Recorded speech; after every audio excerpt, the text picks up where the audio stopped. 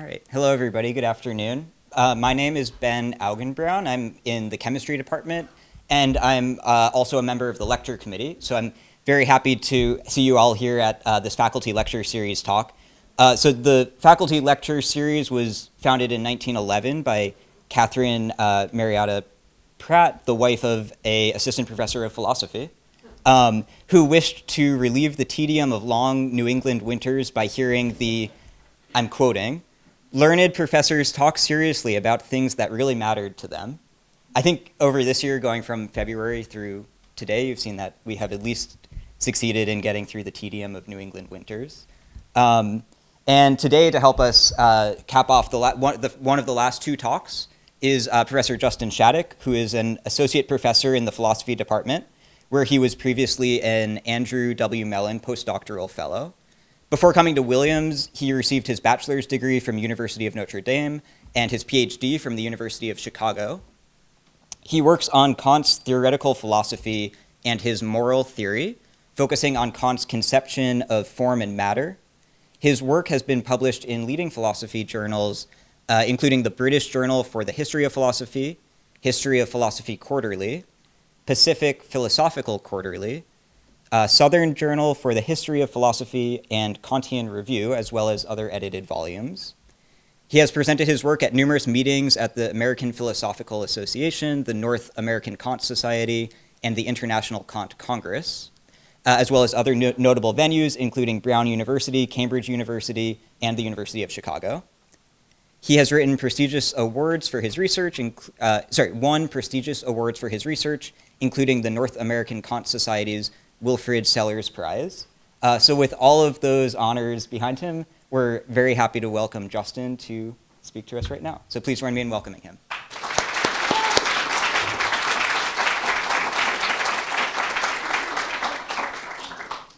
All right, so thanks everyone for coming. My talk is called, you can hear me, yeah? I don't need the microphone. My talk's called Kant and the Problem of Happiness. This title is inspired by a passage from Kant's Critique of Practical Reason, where he calls happiness a problem, and he says it's a problem imposed upon us human beings by our finite nature itself. So I don't know, a lot of what historians of philosophy do is like puzzle over weird passages for 20 years and then figure out what they mean. But so I'd like to get started on that today by having us think together about like, why does Kant call happiness a problem? More specifically, I want to ask, like, what's Kant's frame of mind that makes happiness seem problematic? Like, what are his philosophical assumptions that provide the background for thinking that happiness could be a problem for things like us? So specifically, I think Kant has, like, in the background, some assumptions about the nature of reason and desire that make happiness seem particularly problematic. So I want us to think about what are the respective roles of reason and desire in our practical life. I'm happy that a lot of you from my classes are here. As you know, much of modern philosophy, which is the tradition that Kant grew up in and is trying to respond to, is concerned with distinguishing the roles that like reason and the body play in our coming to have knowledge and our coming to act. The empiricists in the modern tradition want to show that it's our knowledge that derives from sense perceptions and that our actions are motivated by felt desires. Rationalists want to show that there are principles of reason that of themselves can ground at least some, if not all, knowledge and can motivate at least some, if not all, action. Kant tries to distinguish himself from both the empiricists and the rationalists. But for whatever reason, interpreters today tend to assimilate Kant to the empiricists. We could talk about why empiricism seems so attractive. So anyway, I think in order to get sort of the right interpretation of Kant into view, it's worth thinking about how Kant tries to oppose empiricism and why. So the greatest empiricist, and the one that Kant sort of explicitly identifies as his target, is David Hume. Hume frames the debate over whether actions motivated by reason or desire by saying nothing is more usual in philosophy, or even in common life, to talk of the combat of passion and reason, and to give the preference to reason. Hume then sets out to show the fallacy of this philosophical and common sense way of thinking of the superiority of reason over desire in motivating at least virtuous action. And Hume tries to show this is a fallacy by showing that reason can never be a motive to action. And so Hume thinks that every one of our actions is motivated by a desire. The way Hume tries to show this is by articulating, like, what are the functions of reasoning? And then arguing that reason in these functions can never be a motive. So Hume says there are two functions of reasoning. He thinks reason can draw inferences based on relations of ideas, and he thinks reason can draw inferences from our sense experience. So, like in the realm of belief, an example of reason drawing inferences from ideas would be a piece of reasoning that goes, all men are mortal, Socrates is a man, and then ends with the conclusion, Socrates is immortal. An example of the other kind of reasoning would be seeing one white swan, a second white swan, a third white swan, and on the basis of that evidence from experience, drawing the inference that all swans are white. So question, can reasoning of either sort motivate action? You might think so. So you might think, I know that sugar is sweet and delicious. I know this cake is made of sugar. And so I conclude this cake will be sweet and delicious. I'll have some. Alternatively, I might, have one cake and enjoy its sweetness, have another cake and enjoy its sweetness, and on the basis of that evidence conclude, cake is sweet and enjoyable. I'll have some. How is that not reason motivating action? Well, Hume contends, and I think correctly, that neither instance of reasoning is sufficient to motivate action because knowing that cake is sweet and delicious motivates me to eat cake only if I want something sweet and delicious. Right, so you could imagine I'm the person who tried one cake and found it sweet and delicious, and another cake and found it sweet and delicious, so now knows cake is sweet and delicious, but it's just eaten two cakes. And in that case, I don't think I'm going to be motivated to eat another cake, despite my knowledge that it's sweet and delicious. Right, so the point is, either of these kinds of reasoning isn't going to motivate action in the absence of a desire. It looks like what reason could do is tell you, there's cake over in Tunnel City or whatever, and that going going Spring Street's a way to get there. But in a way, you have to leave. I have to get TA for your class. I'm sorry. And I tried to get them to reschedule Yeah. it, but they You're I see where this is going. I'm out. I'm out.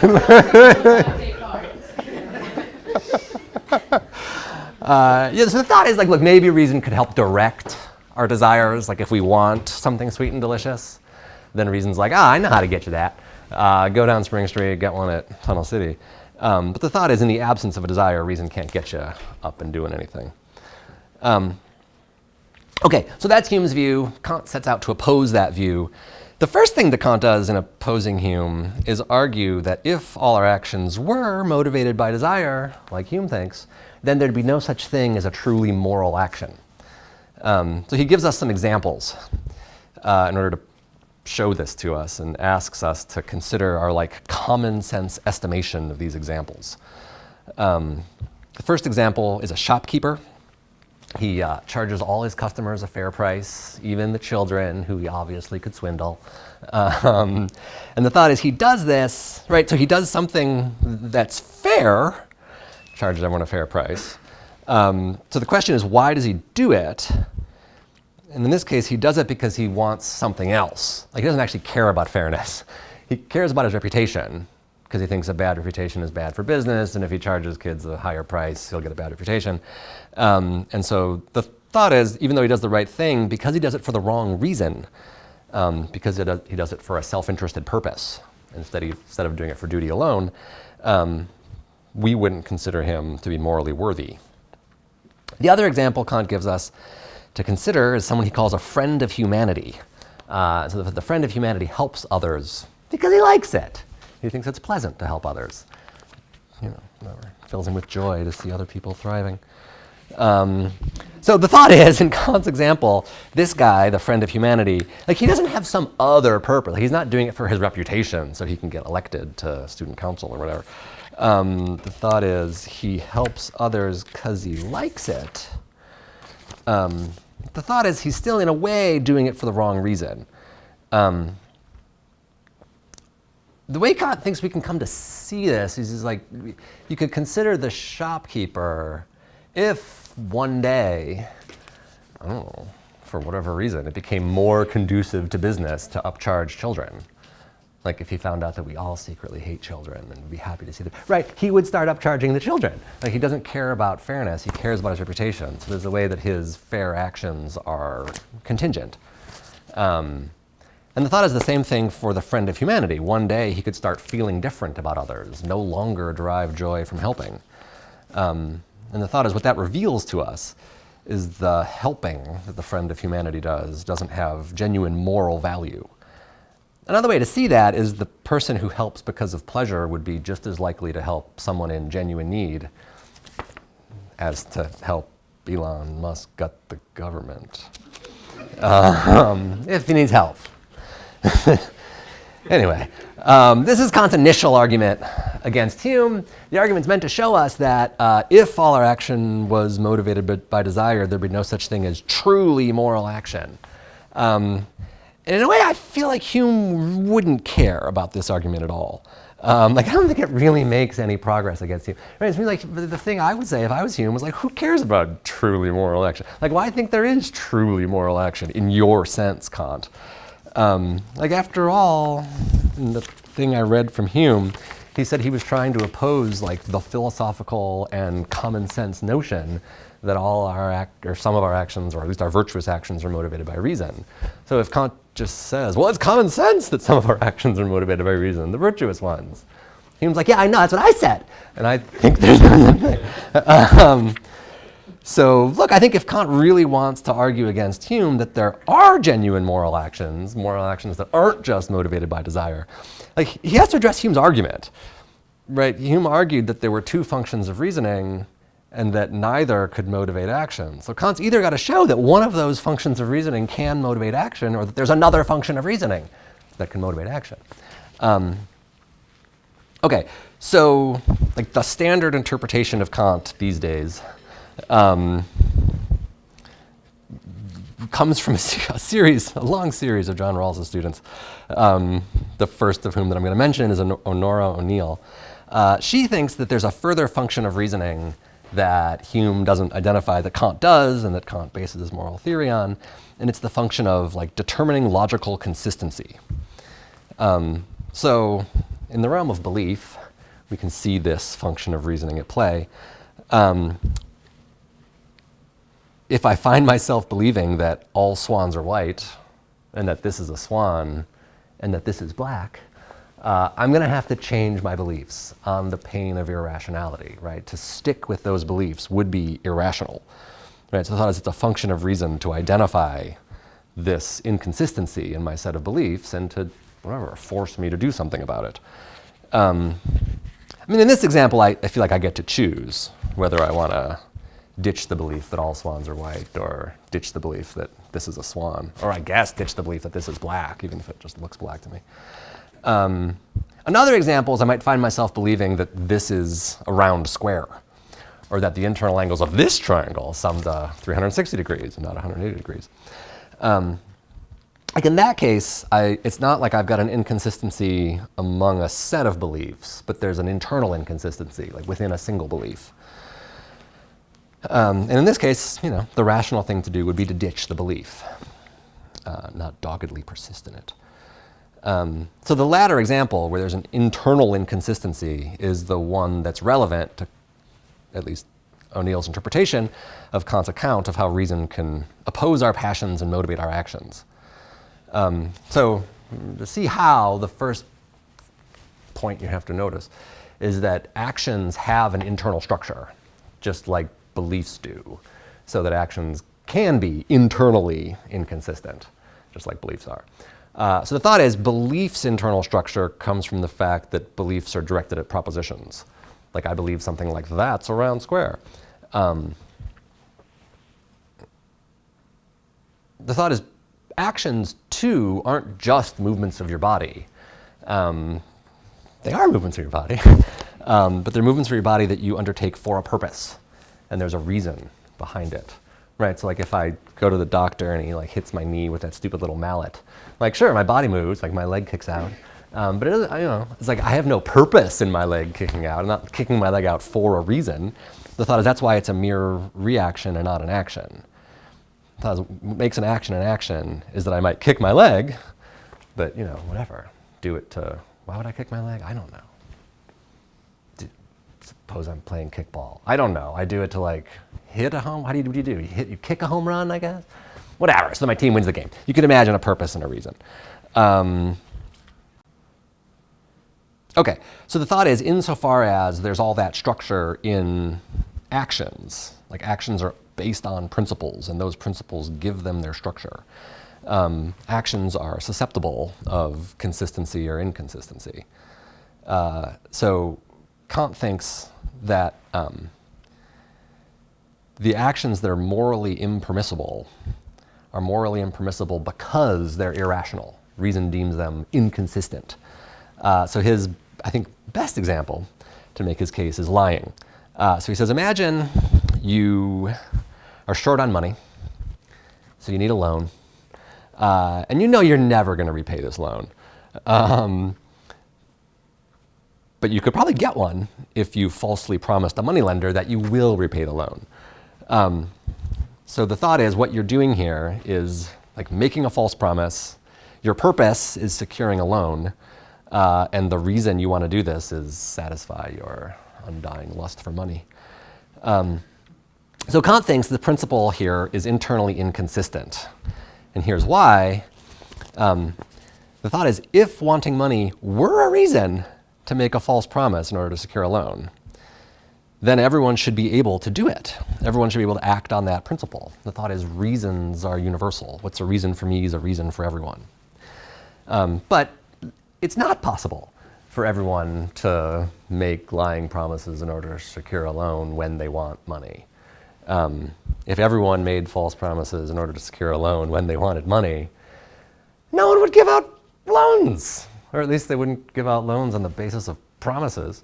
The thought here is that the practice of universal lying would undercut a presupposition of universal lying. Or whatever, of lying, period. There can't be lying unless there's something like people trusting you for what you say. But if there were universal lying, there wouldn't be that trust. So there, in a way, couldn't be lying.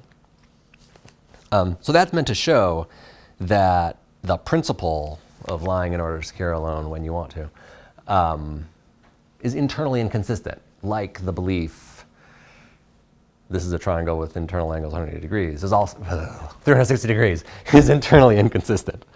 Kant has another kind of example. So the lying example, you had a principle that if it were rational would undercut itself. Right? So lying undercuts itself by eliminating the trust that lying depends on. Kant thinks there's another kind of example where your action doesn't undercut a presupposition of the particular action you're doing, but of action in general. Right? So the thought is, as the finite creatures we are, we can't, something like our native abilities aren't sufficient alone to pull off our projects.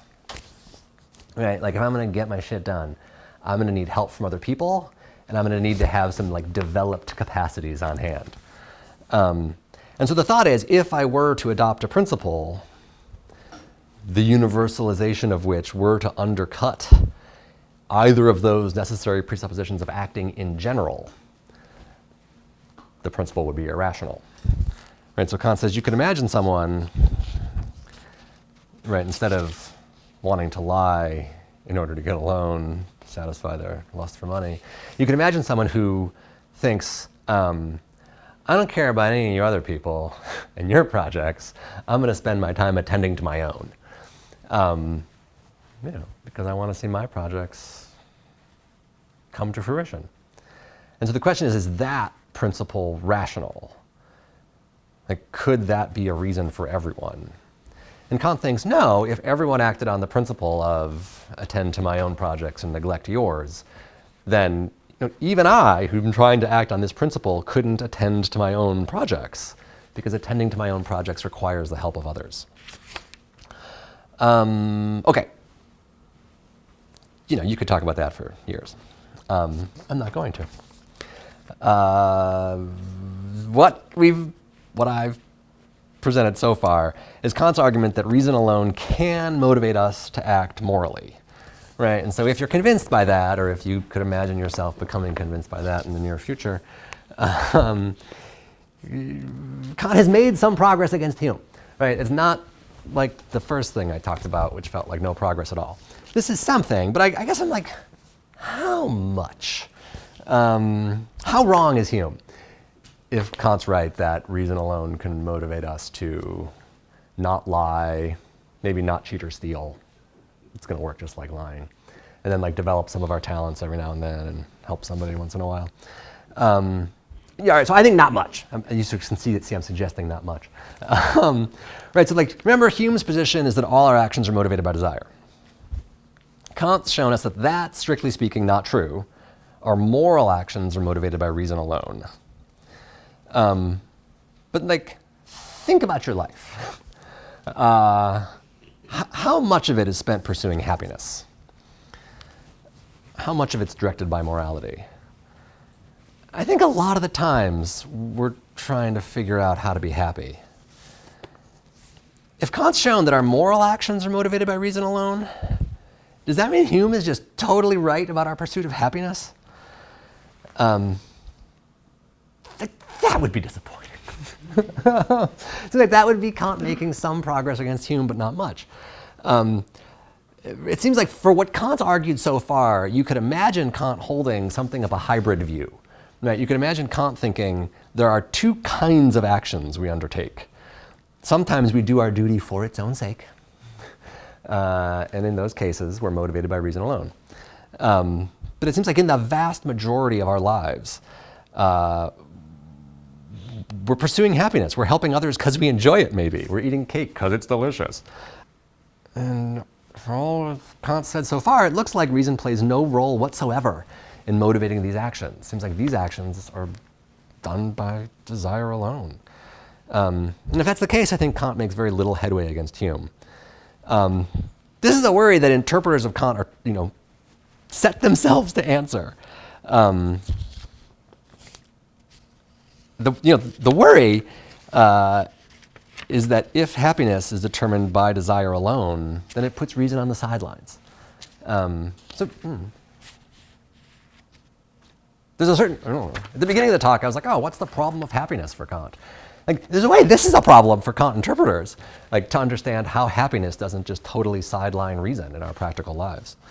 So the standard interpretation, which is due to a series of other Rawls's students, including Barbara Herman and Anders Reith, they have it that reason is involved in all of our actions, our moral actions and our pursuits of happiness alike, but that it plays sort of two different sorts of roles.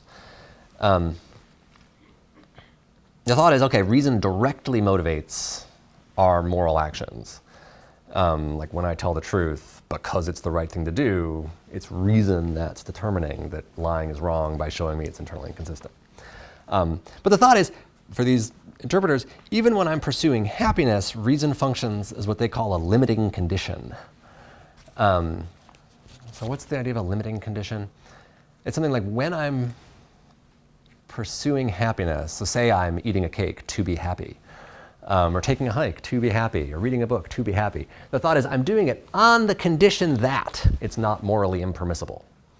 Right, so there's a way that in our moral actions, reason's determining me to act, and then in our non-moral actions, reason isn't directly determining us to act, but it's eliminating some potential actions because they're morally impermissible. I have a quote I want to read. So this is Barbara Herman making this point that I just summarized. She says, as Kant sees it, moral deliberation characteristically begins with a non-moral interest or motive that prompts consideration of an appropriate course of action. She continues, it's what happens next that's the crucial moment for the moral agent. Once I'm aware of what I want to do, I must consider whether it's morally permissible. If I have an effective motive of duty, then I'll act only when I determine that it is morally permissible. Right, so an example, following Herman's interpretation here, would be deliberation begins when I find myself wanting to eat some cake because it's so delicious. And the thought is my desire for cake doesn't of itself alone motivate me to eat the cake, like it might on the Humean model. Instead, I step back from my desire and I evaluate it for its consistency. I ask myself something like, what if everyone ate cake just when they wanted something sweet? If I find that, yeah, everyone could do that, then it's okay for me to eat the cake and I go ahead and do it. You know, I eat the cake because of desire, but on the condition that reason approves of it. In a contrasting case, you might imagine the desire I start off with is a desire for your cake. Right? So the thought is, okay, if that's the desire I start off for, reason could ask, look, what if everybody ate someone else's cake? You know, what if everyone stole cake? And the thought is, yeah, look, if everyone stole cake, no one would bother having cake on hand. It would get stolen.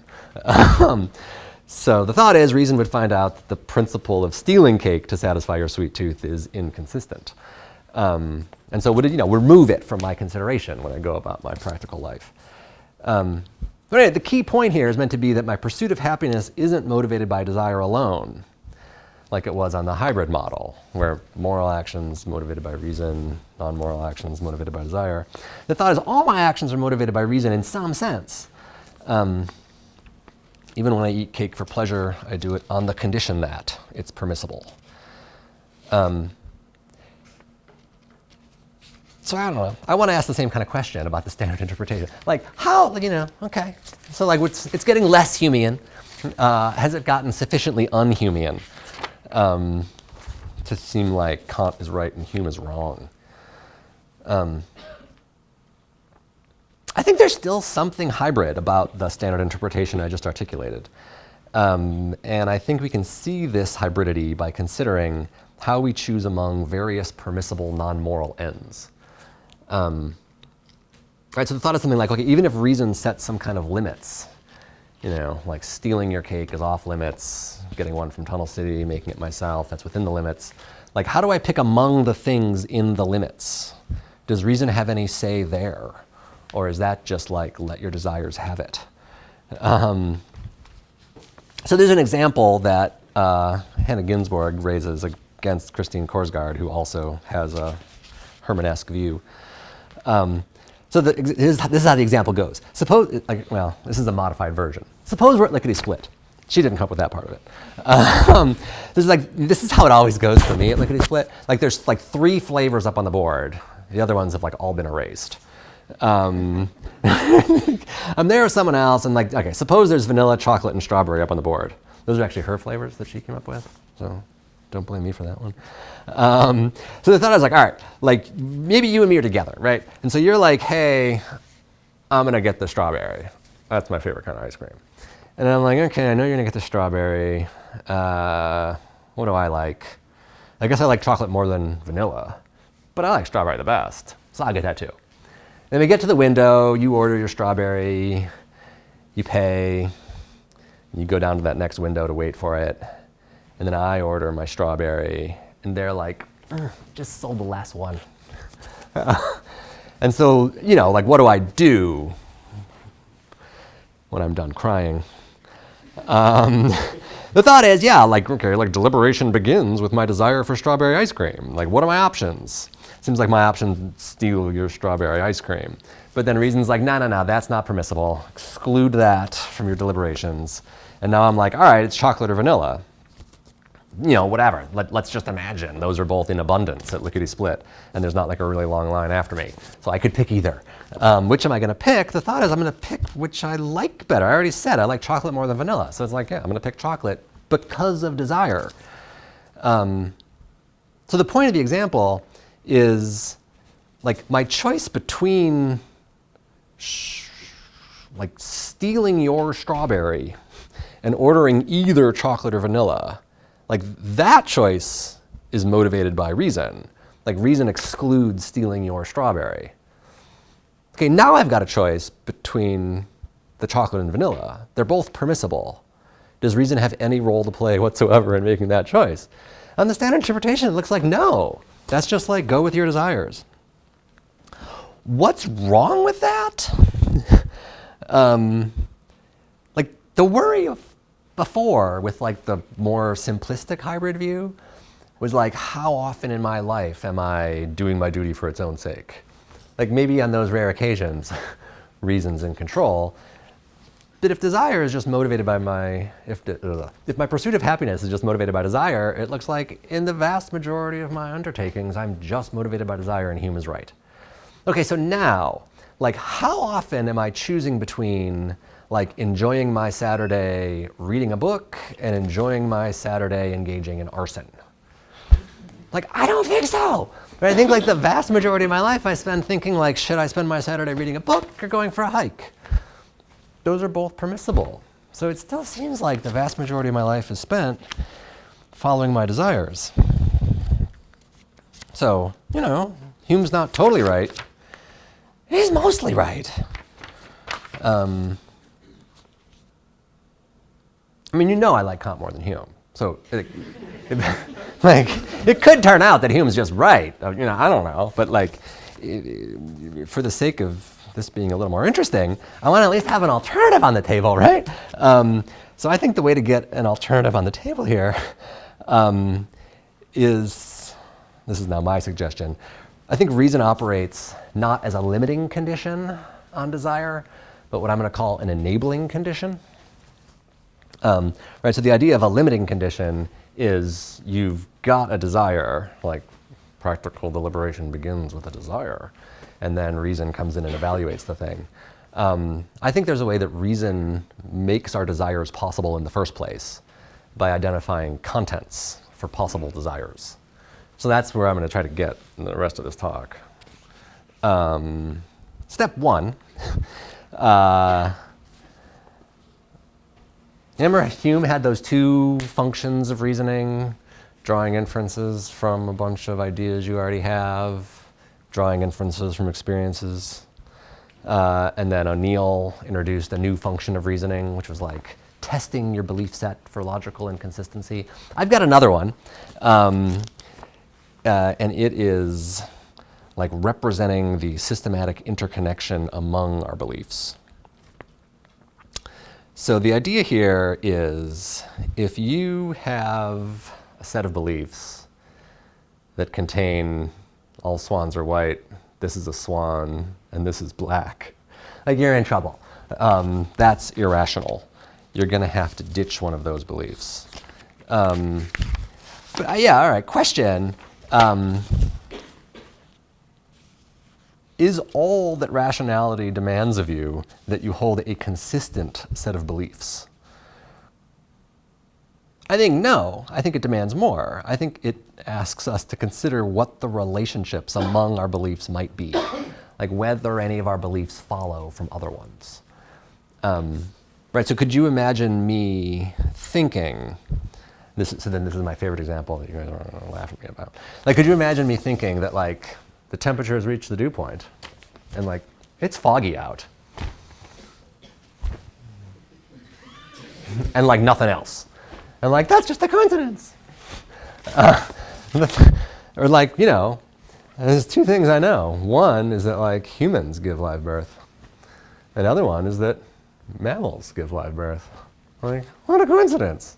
And it seems like, no, like, come on, man. Like, think about it. Like, what's the connection between these? It seems like it's irrational to have a body of beliefs without asking yourself what the connection between these things might be. So, right, if you believe that it's foggy out and the temperature's reached the dew point, you ought to ask yourself, is one of those the cause or the effect of the other? If you believe that all mammals nurse their young and that humans nurse their young, you know, ask yourself, do humans nurse their young in virtue of being mammals? Okay, so that function of reason there, I think, is connecting up our beliefs in something like inferential relations, right? Being like, oh, this one more specific belief follows from this one more general belief, or this one belief in a consequent event actually follows as the causal effect of this previous belief in an antecedent event. And so something to notice is that once I've connected my beliefs up in a system like this, I can form new beliefs, not on the basis of sense experience alone, but at least partly through reason alone. Maybe alone is too much there. It's partly through reason. Right, so if I know that when the temperature reaches the dew point, that's the cause of fog, I can know that it's foggy out not by looking, but just by knowing that the cause of fog obtains. Or if I know that humans, I had to look this up on Wikipedia. If I know that humans are mammals, no. If I know that humans nurse their young in virtue of being mammals, and mammals are also furry and warm-blooded, apparently. Like I can know that you're furry and warm-blooded without looking. Like I can know it just in virtue of knowing that you're a mammal. I mean, look, so I said, like, are these, to what extent are those beliefs, those beliefs aren't formed on the basis of sense experience, right? I know without looking that you're furry and warm-blooded. So it could be a stretch to say it's done by reason alone. Like, yeah, in this instant, I do it by reason. I know it through its causes rather than through its effects on my senses. At the beginning, I said rationalists think that it's through reason alone that you can have knowledge. Kant thinks that you can know that every event has a cause through reason alone. But he doesn't think you can identify particular causes through reason alone. Like you can't know the nature of the wax through reason alone. You can't know that the temperature reaching the dew point is the cause of fog through reason alone. Obviously, there's some kind of empirical investigation there. But the question is, how does the empirical investigation go? And so I think for Kant, it's not a hybrid. He has like an extended metaphor that I'm going to read you. He says, reason, in order to be taught by nature, must approach nature with its principles in one hand, according to which alone the agreement among appearances can count as laws, and in the other hand, the experiments thought out in accordance with these principles. In order to be instructed by nature, not like a pupil who has recited to him whatever the teacher wants to say, but like an appointed judge who compels witnesses to answer the question he puts to them. So that's Kant's model of scientific inquiry. We come to know the cause of fog not just by observing nature like a pupil. Thought as if I was just observing nature like a pupil, all that my experience could teach me is how things regularly happen, but not what's the cause of what. Of course, we can't know through reason alone what's the cause of what. But the thought is, the way scientific inquiry works is we start off with like, I mean, I don't know, reason had like two hands and then it was like a judge, not a pupil. But whoever, you know, the judge has like in their one hand the principle, every event has a cause, which comes from reason alone. And then the thought is, in accordance with that principle, reason formulates hypotheses. Like, what could the cause of fog be, knowing that it must have some cause, right? It could be like red skies in morning, I guess. You've heard of that? Like, or it could be the temperature reaching the dew point. And the thought is like, okay, once we have those hypotheses, then we can use experience to test the hypotheses, and on that basis come up with like empirical causal laws. There's obviously a lot more to say about that, but that's not the topic of this talk. The topic of this talk is like, how does that function of reason work in our practical lives? So I think, notably, Kant refers not only to knowledge as a system, but he also refers to happiness as a system. So first question, why think happiness is a system? So in the case of beliefs, the thought was you'd be irrational if you believed a whole bunch of different things, but never asked yourself, like, how do they all fit together? The thought is like the same thing with your practical life. You know, like life is not one damn thing after another. Right?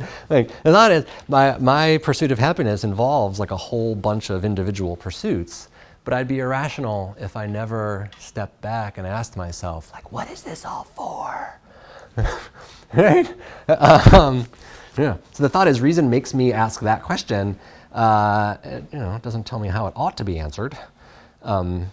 that it directs me to set out to answer it, to introduce a kind of systematic ordering among our various pursuits.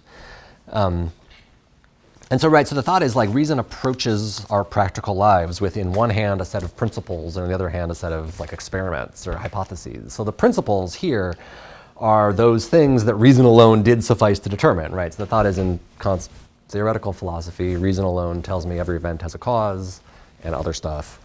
In his practical philosophy, reason alone tells me that I ought to help others in need and I ought to develop my talents, because those are both presuppositions of the possibility of acting. So the thought is knowing that I ought to help those in need, promote others' happiness, and develop my own capacities. The thought is what I'm faced with is the question, like, you know, what's there to do? How does this introduce like a structure into my pursuit of happiness? There's a wrong answer that I want to get sort of out of the way first. So Barbara Herman, who we talked about before, has also proposed that our moral ends can introduce a kind of structure into our practical lives. But I think she conceives of it as a means-end structure. So there's one passage in which this really comes out. She says, it's important for people to enjoy themselves because life without pleasures makes us less able to sustain our higher rational functioning. Right, so this makes it look like I should probably have some cake for lunch, because if I don't, like, I'm never going to get out and feed the hungry afterwards. Right? That's like a dreary picture of human life. It sort of makes all of our happiness pursuits into mere means of moral action. I guess I think there's more to happiness than that. I also think in the context of this paper, it's like cheating. Right, so like I said, oh, there's this problem that Kantians are trying to solve. Like, if reason alone is sufficient to determine our moral actions, but desire determines what we do for happiness, doesn't reason occupy a really small point in our lives? So you can imagine a Kantian being like, maybe we shouldn't do anything for happiness. And I'm like, that's crappy. I don't know, but it's like a cheap solution to the problem, right? Like the problem was to explain how it is that we can pursue happiness under the direction of reason and not just desire. Saying, maybe we just don't. That's not answering the question that we were trying to ask. Anyway, I think the reason Herman is stuck with this crappy answer is she sort of says it as like a mere setup or a kind of throwaway, but she's like, oh, practical deliberation begins when like you desire something or desire presents you with an interest. And I don't think that's how practical deliberation begins. If it did, right, like if I had a bunch of desires before I did any reasoning, it seems like, yeah, the only way reason could order these things is by asking, like, I don't know, what's a means to what? I don't know what other work reason could do on the desires. So I guess that's why I think reason has to function as an enabling condition. It has to like make it possible to get that desire into view in the first place. And to see how it does that, I want to return to this model that Kant gives us of reason approaching our practical life as a judge rather than a pupil. Right, so practical deliberation begins, I think, not with me like finding myself with an urge for cake, but with me knowing that in the long term, I'm committed to promoting others' welfare and my own development. And so, I've got those principles in one hand, and in the other, I've got some hypotheses. Like maybe I'll take a hike and develop my physical culture. Or maybe I'll read a book and develop my intellectual culture. I don't think reason alone is going to answer those questions, right? That would be the kind of rationalist model where reason alone tells you the nature of the wax, or reason alone tells you what the cause of fog is. But I don't think desire alone tells me what will make me happy either. I think reason constructs experiments like, why don't you try hiking? Why don't you try reading? Maybe learn a foreign language. And then, yeah, my practical life is spent experimenting.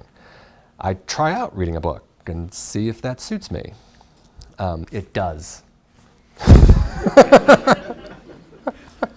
Right, so the thought is, in this way, the pursuit of happiness doesn't become a mere means to making myself moral, like on that suggestion from Herman. It's rather like the contents that my desires might be directed at, right? Like, oh, I might like to read a book today, or I might like to go for a hike today. Those contents aren't just put in place by like warm and fuzzy feelings across my body as I engage in the activities. Like those contents are put there by reason in the first place. I experiment with them and find out through a sort of non-hybrid, the genuine cooperation between reason and desire that that's something I'll do for happiness. Okay, so the last thing, did I talk for long enough? Oh, I talked for the perfect amount of time. So yeah, whatever, just to conclude, it's like I started off by being like, oh, like why does Kant call happiness a problem? Like what's the problem? What are his philosophical assumptions that make happiness seem problematic? Like I don't think happiness is a problem because it takes reason offline or because it puts reason on the sidelines of our practical lives. I think happiness is a problem that reason like can and should try to solve. I think the sort of rational pursuit in life is to figure out what will make me happy, what could make me happy, and then, you know, through experimentation, what does. So, you know, I'm glad you came here for the sake of happiness.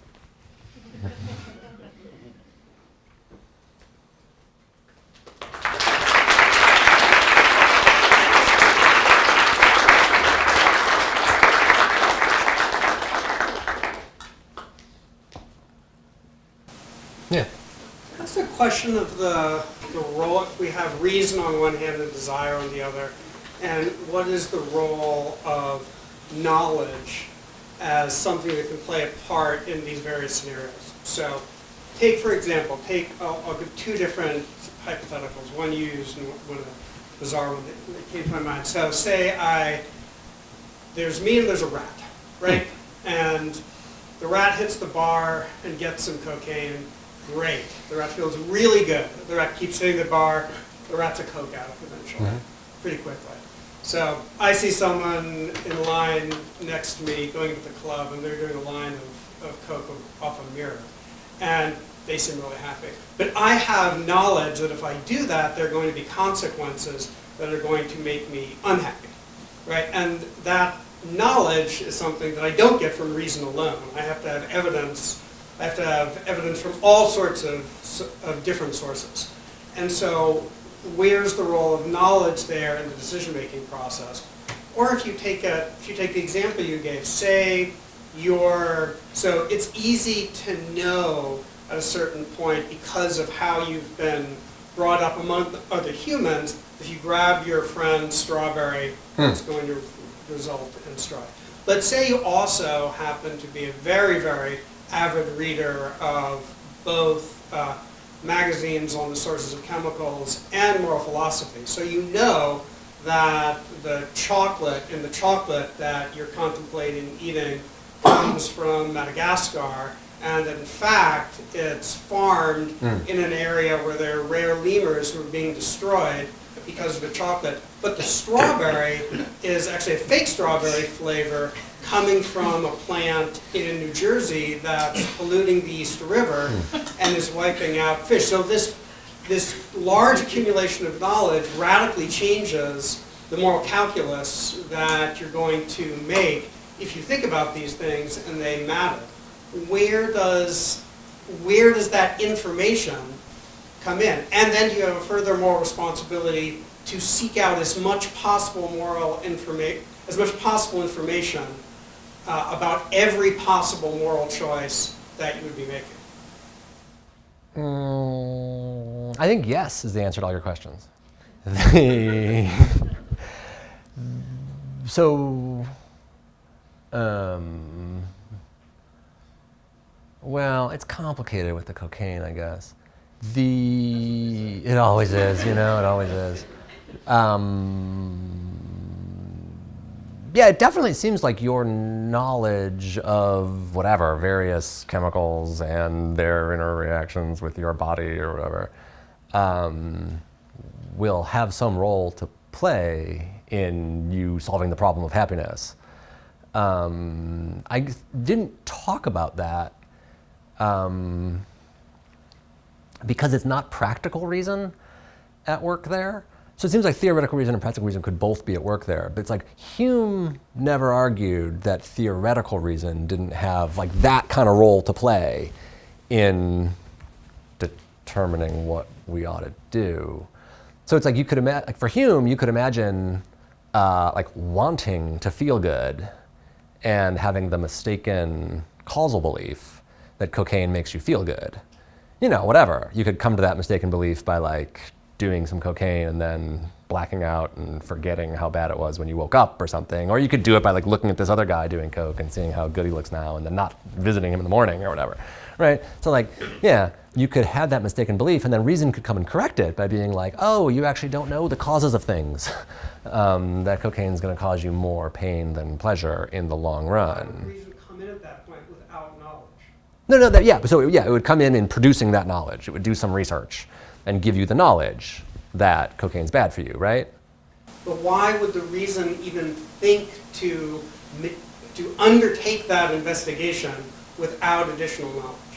Like, why would I have any reason to think from my limited exposure to the happy person in line next to me doing coke that that doesn't just make me happy? I see the cause and effect.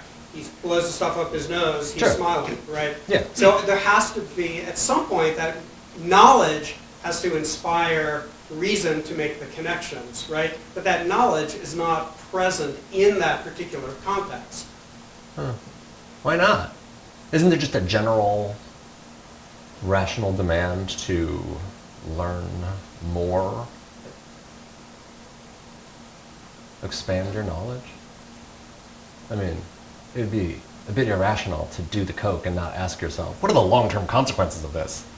Right? Well, I do things all the time where I don't wonder about the long-term consequences. Okay, because you're not that rational, right? That's my point, that they were getting into, that there's a strange conflict between how humans actually ever act in any situation and the situations that are being outlined here. But that conflict is so great that it makes me call into question the chain of reasoning that we're going through there. And we definitely have to act with limited knowledge. But don't we have to then, but aren't you also agreeing that we have to constantly seek out more knowledge Yeah. to be able to make the moral choice? Yeah. But we don't actually do that. When you go hiking in the morning, you don't actually sit down beforehand and do extensive research on the biosphere you're going to be hiking through and make sure that you don't, crush back whatever. You do a We little. don't do that. Don't you do a little? I mean, you can always do more. But it seems like I would never oh. drive my car here if I did. I don't know. I mean, it's like the Good Place problem, right? Where every single thing, if looked at in enough detail and tracing back all the causes, is inevitably going to result in horrors. And we don't do that Is it because though? then we couldn't be happy. I don't know. I disagree. I mean, I don't know all of the damage that I'm doing to the world by hiking Hopkins Forest. But it's probably not that much. And I think I'm doing some good for myself. I'm thinking that good outweighs the damage. I could be wrong. I think it's incumbent upon me to find out if I am wrong. If 10 million people felt the exact same way on the exact same day, it would be horrible, right? Isn't that the whole... What? If 10 million people decide to hike through Hopkins Forest on the same day, it would result in all sorts of destruction. My purchasing these jeans that were stitched in a sweatshop in Thailand, just this pair of jeans may have had limited impact. But if everybody bought these jeans, then it would be horrible. Right? That's what you brought up with the cake example. What if everybody ate cake all the time? Wouldn't that be bad? So maybe I shouldn't eat the cake. Well, I don't know. It doesn't seem like if everybody hiked their local hiking trail, we would have a horror scene on our hands. No, but they all like your. Anyway, you can go on to other questions. Yeah. But I mean, it does seem like that there is this, that if you are really going to go through all the causes, then you inevitably get to a huge range of possibilities that would be impossible to ever contemplate before you take any action. Well, sure, yeah. And I think that my thought here is that you don't have to do them all, but if you do none, that's irrational. Do what you can. Yeah, Boyan? Yeah, I would like to hear a little bit more about your solution. I'm not quite sure that I understand how your solution of the role of reason in pursuit of happiness for Kant differs from the instrumental reason in Hume, which certainly plays a role in your ordering your practical life. Okay, so for Hume, I learn what are causes and effects of what through reason. And so if I'm looking for a health food, I don't have a Big Mac. That would be irrational for Hume. It wouldn't be irrational to want a Big Mac. It wouldn't be irrational to want a health food, but it would be irrational to eat a Big Mac in order to get a health food into my body. I guess the place that I want to disagree with that Humean model would be whether those wants sort of arise independently of reason or not. And so I think it's, I don't know if this is going to help. I think it's like worth thinking about what a desire is for Kant. Yeah, that's why I would like you to say more about that. Yeah, right. So Kant definitely thinks that feeling pleasure plays a role in generating desires. But I guess I think that feeling pleasure doesn't suffice alone to generate desires. So it's not just like there is something that is a cake and I put it into my mouth. It's pleasant and now I come to want, like what?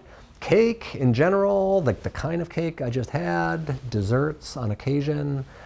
I think there's like an indeterminacy in the content of desire insofar as desire is explained through feeling of pleasure alone, and that reason's role in the generation of desire is by determining those contents. And I think the way reason does it is by the sort of systematic interconnection between certain potential contents and others. So if you have a pleasure, it seems like what reason's job is to figure out what exactly was pleasurable about that. What is there to want more of? I just wonder why Hume can't do that.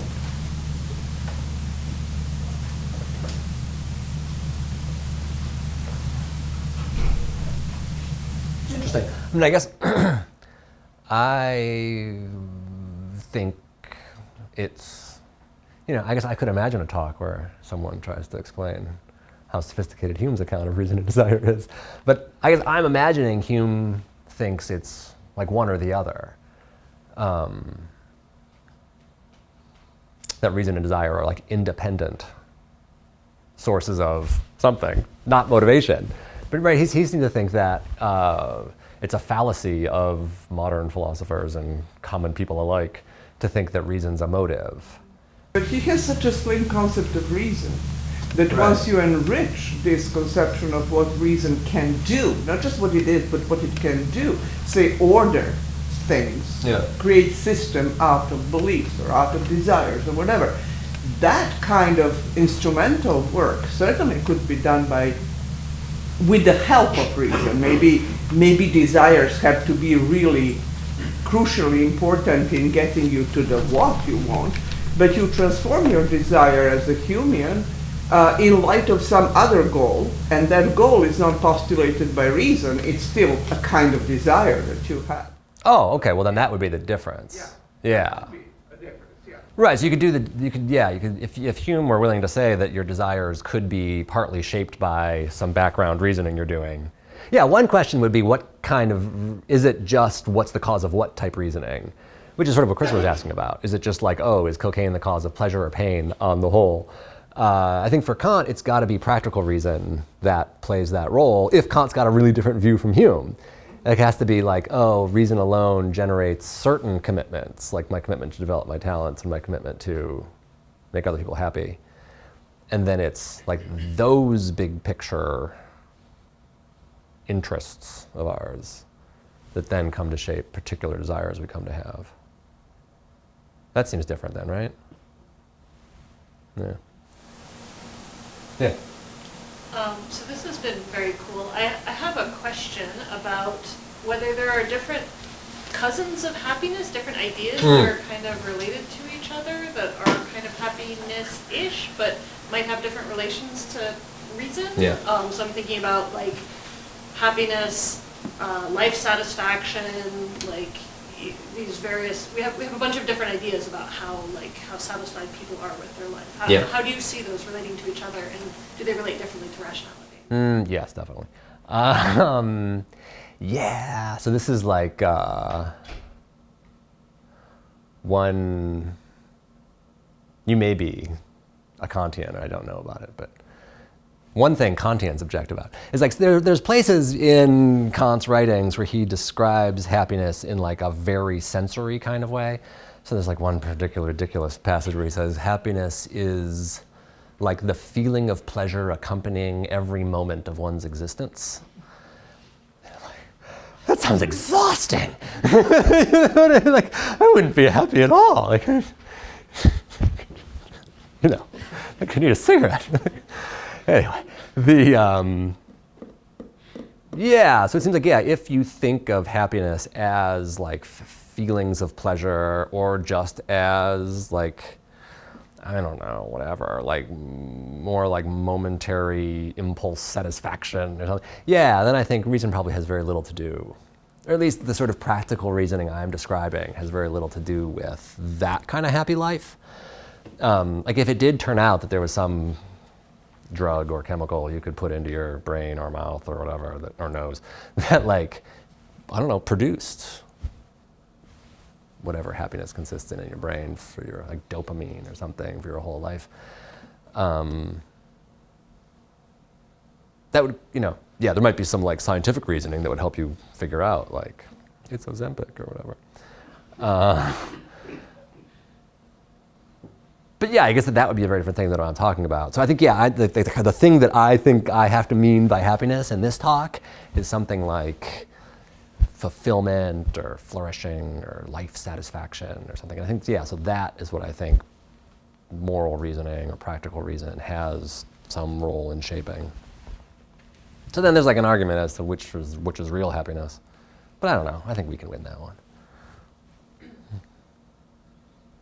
Yeah, Skylar? So when reason has intervened in the process of put forward these sort of experiments, yeah, and you're figuring out kind of empirically, I take more pleasure in X activity than Y. Is the choice between them a rational one on the basis of comparing, for lack of a better term, like utils that you get out of each, or are you looking for something qualitatively or maybe kind of ineffable about each of them that you can only obtain by experience, but that you just sort of know is the better one? What is the criterion for selection? Yeah, that's a good question. Gotta think about that. Right, it seems like if reason put forward two experiments, like, hey Justin, you might enjoy reading a book and you might enjoy, think of something else that I hate. The opera. I hate the opera. There, I've said it. Yeah, so it's something like, okay, reason puts forward these two things, like why don't you develop your intellectual culture by reading and why don't you develop your intellectual culture by opera appreciating? I try them both out. If Kant's view was like, well, one of them just has more pleasure associated with it than the other and that's why you go for it. It sounds like that's the hybrid model again.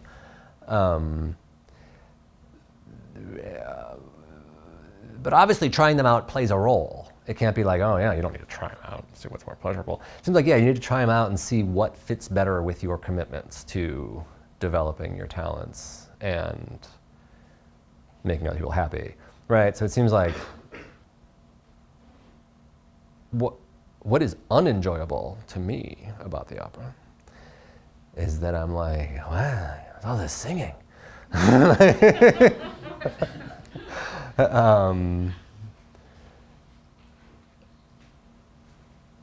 I don't know. I mean, I'm kidding myself, but I feel like when I read philosophy books, I'm like, I'm getting smarter. This is making sense. It's all coming together. I could explain this to people. So yeah, I don't know. That's not like unpleasant, but that's not just like, oh, I'm getting more of a rush from that than I would get from doing coke with Nugent. Right? It's like it fits with a person's life who has, among their many commitments, these other commitments to moral projects, and someone who's trying to fit it all together. Who's trying to be like, yeah, what is the point of it all? Yeah.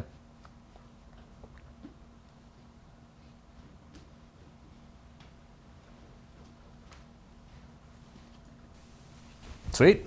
Yeah, I think we only have the room until 5:30, so we're pushing it. But please join me in thanking Professor Shaddock one more time.